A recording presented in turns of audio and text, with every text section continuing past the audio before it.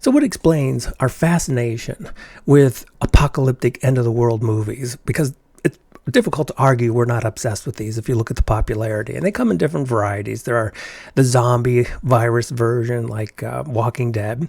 There's the aliens invade, like Independence Day.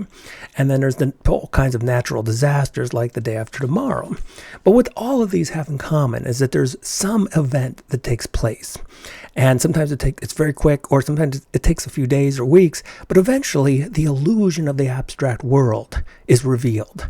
No one's really a sheriff. All social roles are gone. Money is worthless.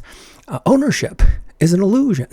If someone takes your car and drives away and you yell, "That's my car," they're just going to laugh, because ownership, and it all reverts back down the evolutionary ladder to where other species deal with physical power is ownership, not this illusory collective social agreement that we use in this house of cards of illusion of this abstract world. No more governments. If you remember in 2012, the president says, you know what it's like to be the last president of the United States. And it's not that he's the last president, it's that the United States no longer exists. And part of our fascination with this is that it reveals illusion. That right now, the smartest person in the room is someone who holds multiple Ph.D.s and has a high IQ. But after the apocalypse, the smartest person in the room is someone who can start a fire. And we all kind of know that in the background. So we watch these to remind us of the frail nature of the abstract world. The abstract world is held together by a collective belief. It's not even a thread. At least a thread has physicality. It's a ghost of a thread.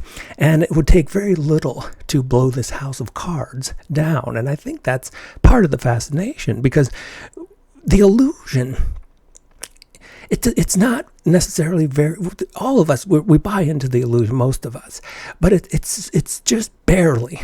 And sometimes when we hear statistics like 1% of the world owns 50% of the world's wealth, it just becomes kind of questionable. Like, well, how are you getting away with this? Well, it's literally a collective belief and some of the physical control that's behind it.